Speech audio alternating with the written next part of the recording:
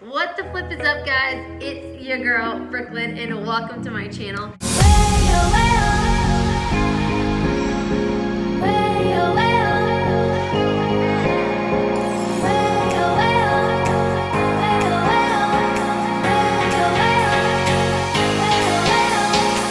Let's do this.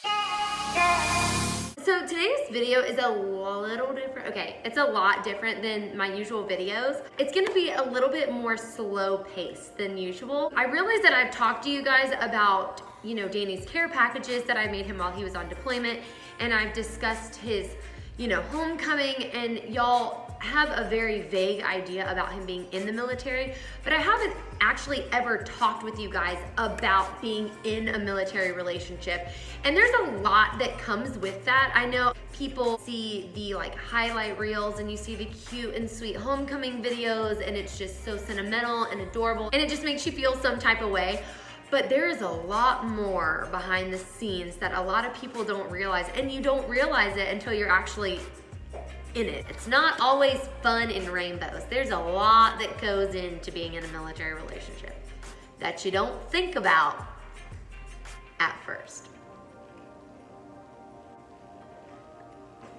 Just saying. I have a little bit of knowledge, not a lot, but I just know a little bit about it. And I thought that it would be kind of cool to share some of the stuff that I have learned with you guys. Before I entered into a military relationship, I had zero knowledge on anything military. I didn't even have friends that were in the military. So I knew zero, zippola, absolutely freaking nothing to do with military lifestyle whatsoever. Because I had never dated anyone in the military, I had to learn everything on my own and pretty much kind of as I went. I just wanted to kind of give you guys a little tips on stuff that I've learned throughout the years, and also kind of touch on things that you might not realize or you might not even think about unless you're in a military relationship. If you're in a new military relationship and you're kind of wondering what to expect on how life is gonna go, or if you're interested in dating someone in the military but you're not quite sure if it's for you, I just wanted to kind of, touch on some things that you might not think about unless,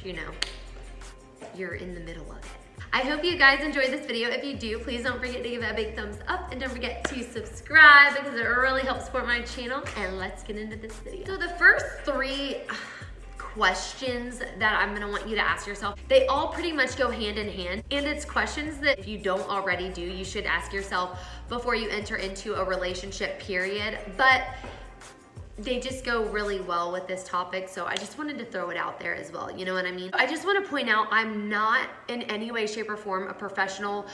I'm probably gonna forget a lot of things that I want to touch on, and I mean, we all know me, I'm kind of all over the place anyway. I want y'all to know I'm not trying to say that I know everything and I know that I don't know everything. I'm in no way saying that, the experiences that I've had or things that I've gone through are what it is, and that what I'm saying is how it's gonna go for you guys. Just wanted to kind of share with you guys some of my experiences and some things that I learned along the way. I'm trying to help you guys out, so please just keep that in mind. I'm in no way saying that if what I'm saying doesn't fit you, then you should not be in a military relationship. I just want you to keep that in mind, okay? Numero uno, let's just get this party started with a bang. So this is a question that you should ask yourself before entering into any type of relationship, but nonetheless, it's definitely something that you should ask yourself before entering into a military relationship. Are you a loyal person, and can you remain loyal to your significant other? Because if your answer to that is no judgment, but a military relationship probably isn't for you. First thing that you think of when you think of a military relationship is your significant other leaving, or you being by yourself in deployments. It's usually one of the first few things that pops up into your head when you think about a military relationship. Can you be faithful to your significant other while they're away? I don't care what job you do in the military, 9 times out of 10, you will be leaving your significant other for some point in time. It might not be as long as others. It literally varies depending on your job and yada, yada, yada. There's so many factors that play into it, but the point remains the same. I mean, you just need to think about it. Can you resist temptations? There's gonna be times where you are going to be extremely lonely. It gets hard, I'm not gonna lie to you. You get lonely, you get sad, you just want to be comforted, you miss the touch of a human being, you miss kissing your significant other and holding their hands and going on dates. It gets especially hard when you're out and about and you see other couples and relationships blossoming and they're being all cute and disgusting and it makes you want to throw up. Stuff like that gets really hard, and there are a lot of temptations, and there always seem to be more temptations when your significant other is not around, obviously. So, are you gonna be able to resist these temptations? You just have to be very cautious, and you have to know lines, and there are boundaries that you cannot break, and you have to ask yourself if being alone and going through that for a significant amount of time, depending on however long your significant other is gone, are you able to do that? That is the first question you need to ask yourself. But the second thing you need to ask yourself is this: are you going to be able to trust your significant other while they're gone? It's the same thing. It kind of goes hand in hand with being loyal.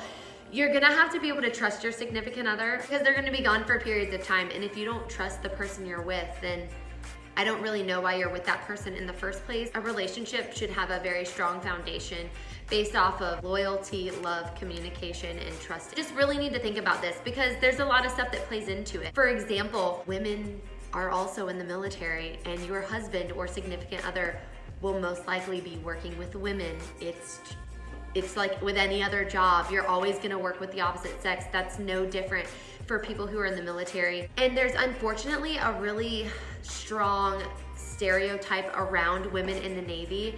And I hate this stereotype. I think that it is absurd when people think that their significant others can't be friends with the opposite sex. Obviously, if something crazy happened, it's like lines that were crossed, then no, your significant other should probably not be around this person, and it would make total sense for you to feel the way that you do.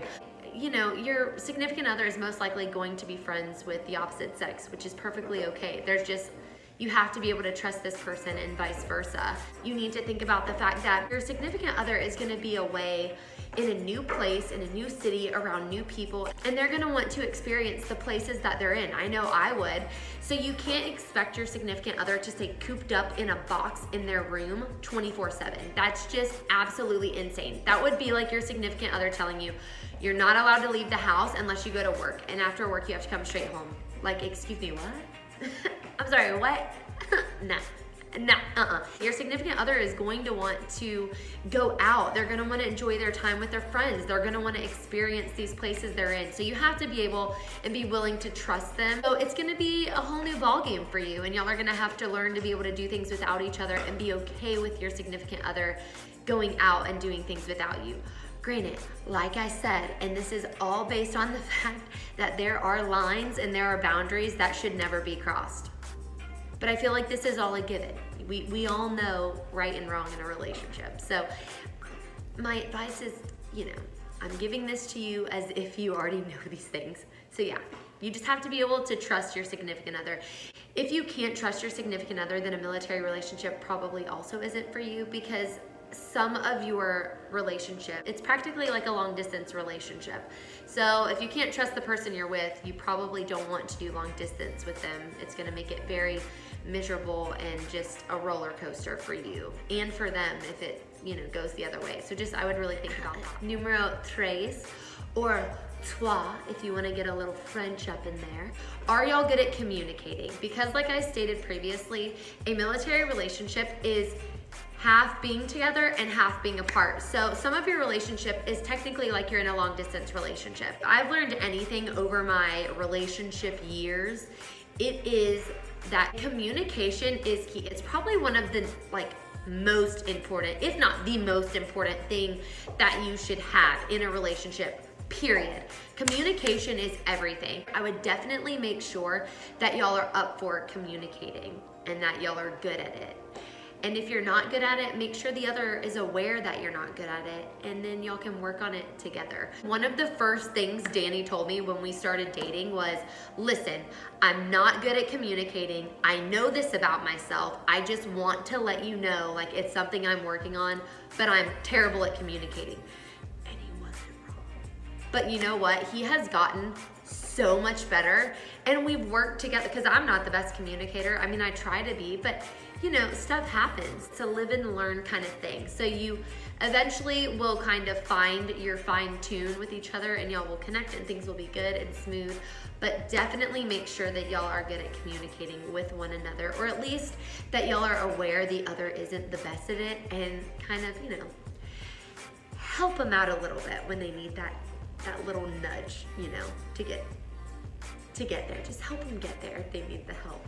I really hope this video isn't like stupid and y'all aren't like bored out of your minds listening to me talk. I just thought it would be kind of cool, you know, to share my life experiences with you guys. Number 4, just gave y'all some questions to ask yourself or to think about before getting into a relationship with someone who's in the military. Some other things you might want to think about: are you able to pick up and just move with your significant other? That comes with the package, you know, that's a price that you have to pay. And I know for a lot of people, that's not an easy question to ask. For me personally, that's not an issue at all. Me up and moving and following Danny around is not a question. I would follow him anywhere, and I truly do mean that. I love traveling. I'm all about, you know, experiencing new places and moving new places. But not everyone is so up and quick to leave their hometown, and there's a lot that goes into it that you need to think about. Your significant other, they don't have a choice. They go where they're told. Homeboy says, yo, you're going to Alaska. He can't be like, you know what? Nah, I'm not feeling Alaska. I kind of wanted to go to Hawaii, so sorry, I'm not gonna go to Alaska, but I'll go somewhere else. No, that's not how that works. They're like, you're going here, enjoy the next 3 to 4 years of your life, good luck. So you have to ask yourself, are you gonna be up and willing to move when the time calls for it? Because if they stay in the military, the time will eventually call for it, folks. You have to think about, you're gonna up and move your entire life to follow this person to a place you've never been. You're gonna potentially leave your family and your friends behind, pretty much everything that you know. There's a lot to consider. A job, if you're in school, what's gonna benefit you best? Staying where you're at and staying put and finishing school? Or are you able to finish school where you're moving? Can you start school? Can you put school on hold for a while? These are all questions that you'll need to think about, which obviously this is also stuff that you would need to discuss with your significant other as well. I just wanted to kind of throw it out there. For me, when I first entered into a military relationship, I was like, let's go, I'm out, I'm totally down, like, Lego. And yes, I thought about the consequences, but for me, it was a little different. I was like, I can finish school no matter where I go, let's go. Instead of being like, well, it probably makes more sense for you to stay here, finish school, and then go, which is 100% doable. I have a friend who did that. She stayed in their hometown, finished her degree, and then she followed her husband. So he moved and was stationed somewhere else, and she followed him later. You obviously need to talk with your significant other and figure out what works best for the two of you and what is gonna work best for y'all, not only as a couple, but also what's gonna be best for y'all individually as well, because that's what a relationship's about. You should grow together as a couple, but you should also grow independently as well, and it should just kind of all parallel. Just keep that in mind too. Number 5 is making new friends. Say you have already made the move to a new place with your significant other, you're already living in a new place. Here's some things that you really want to do and that I learned worked best for me when I moved to a new place, because I moved from Florida all the way to Washington State on my first move ever. And it's the first time I had ever been away from home. It's the first time I had ever been away from family in general. I picked up and moved across the country, literally as far away as I could go without leaving the country. But some things that I learned, they were actually lessons that I learned without having to make the mistake. So I learned from watching the other military wives, so I wanted to make sure that I didn't make the same mistake. The first thing that you want to do when you get to a new place is you want to find a job. Some people don't, you know, work, some people are stay-at-home moms, like all of these are totally doable. But if you're the kind of person that needs to work or wants to work, like you can't not work, for me, one of my big things that I wanted to do, not only, you know, money-wise, but I wanted to make sure that I found a job. The majority of my friends I met at my job. You get close with them, you work with them every day, then you meet their friends. I met not only my friends from there, but I also met so many people in the community. So I had friends, it literally felt like it did back in Florida. Like it felt like home, because I would go out, you know, to the grocery store and I would know everyone. So I would definitely say you want to try and get out and find a job or something like that. Even if you don't want to work, you know, volunteer somewhere. Just do something where you can get out of the house and have social interaction where you can meet people that are around you, because making connections and making friends is really going to help you thrive. That is what's going to keep you sane. You also want to get out and explore where you live. Really get to know the place that you're living. I know for me, I like routines, and I wanted to get myself into a routine, like a set schedule, because it made this new scary but different place feel more like home. It really helped me settle in there and like kind of plant my roots, you know? I really wanted to make it feel as much like home as I possibly could, even though it was a total culture shock for me. That really, really did help me kind of ground myself. And I guess the last thing I'll touch up on for now is number 6, and that is handling being alone while your significant other is away. While they're gone, it gets so lonely, and it's just such a freaking whirlwind of emotions. But the best advice that I can give you, keeping myself busy is what keeps me going. Luckily for this deployment, school. I had school to keep me busy. You get in a routine, but then it gets really tricky because then they come home and it throws your routine out of whack. And then you have to pretty much learn how to live with them again. And it's such a weird transition, I'm not gonna lie to you. Going from living with someone to them being gone and you living by yourself to them coming home and you living together again. It's crazy, okay? Like it's a lot. Yes, the times get lonely and sometimes it can be really hard, but just remind yourself that that feeling's gonna pass and eventually they're gonna be back home, and it's totally, totally, totally worth it. It's 100% worth it. Just keep yourself busy and just remind yourself why you have decided to choose this life. Are you done drinking? I'm sorry, he's being hella loud. This is Rico, everyone. This is my little buddy. If you're lonely and you don't like being by yourself, just get dogs. They'll keep you busy, that's for sure.